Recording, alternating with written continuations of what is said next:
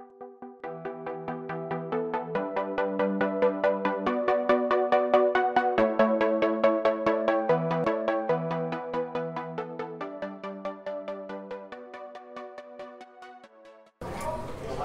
are you feeling about that performance tonight on such a big, important card? I'm always happy to get the W. A little hesitant, but like I said, I'm happy to get the W tonight. Why were you hesitant? I don't know. In sparring, I had some injuries. My roughest camps with dealing with some injuries going into the fight, and just kind of like I guess didn't trust in my cardio. I always come in shape, and I'm a finisher. But I learned a lot from the fight. The guy was tough, taking nothing from him. But just a little hesitant. I didn't get too much sparring rounds in. I think I need to get a little bit more sparring in. But like I said, with the injuries I dealt with camp, never going to pull out of a fight. But so I think just lack of believing in my training. You had Maddox with you, and some people may not know the story. But how much of an emotional boost did that give you tonight? Yeah, you know what? He's such an emotional boost every day of my life. The bond that we have is inseparable, and I love the little kid like a little brother. It was real emotional. I got choked up on the walkout, and I had to hold back some tears. Something that he dreamed about when he was ready to give up.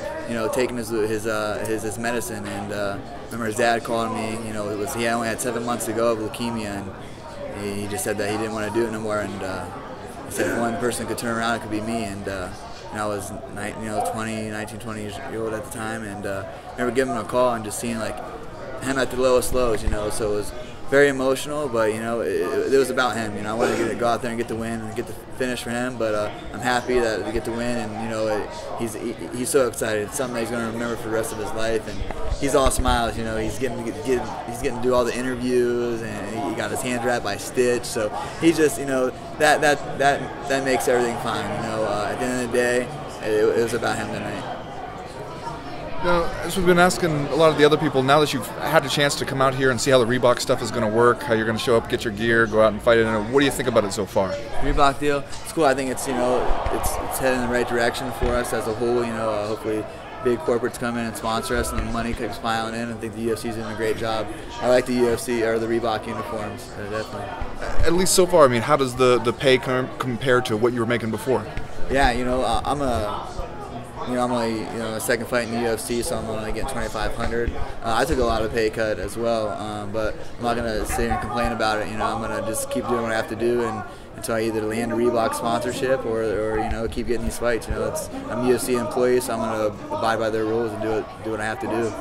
Does it make any difference that the Reebok money is a little bit more guaranteed? You know when you're going to get it, where it's going to come from, and instead of having to chase down multiple sponsors? Yeah, personally, I never had to chase down sponsors. It was always, the sponsors I worked with were always, upfront and professional about it. So it's great, the Reebok's going to pay us, and like I said, some fighters, I've heard some stories where they had to chase down money, and so that's good that it's a guaranteed $2,500.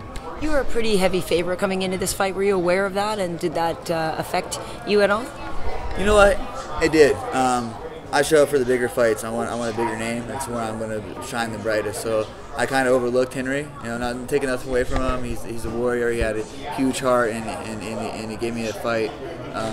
But I want another person that's going to make me a tougher opponent, to where I wasn't never felt danger by him the whole camp thinking of him. Usually, anxious to get in there, and I want someone that's gonna, give me that feeling in the fight. It was I went in there almost too calm and relaxed. Like I didn't feel like I was fighting tonight. I don't know. It was just methodical. I felt methodical in there.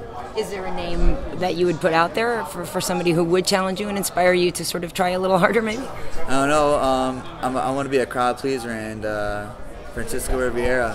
He said Araya owed him 2 rounds. So I'd like to, see what's up with him. I think it would be a good fight for the fans. But whoever, like I said, I'm a UFC employee, so whoever Sean Shelby wants me to fight, I'm going to fight. Well, talk about the injuries. What injuries are you dealing with, and do you plan on taking some time off to nurse those injuries and get back to full health? Yeah, definitely. I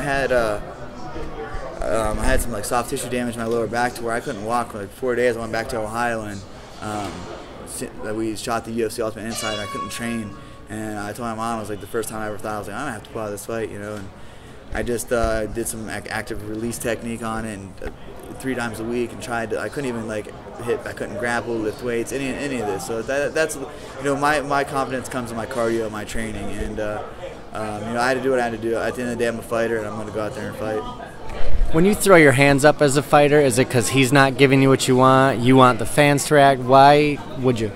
It's a fight, you know. It's just, I like to fight. I like to put on a good scrap. I tag him, he tags me. It's, you know, he was talking. He hit me a few times. Hey, you like that? I was like, I'm here to fight. You know, I've been a fighter my whole life, so you know,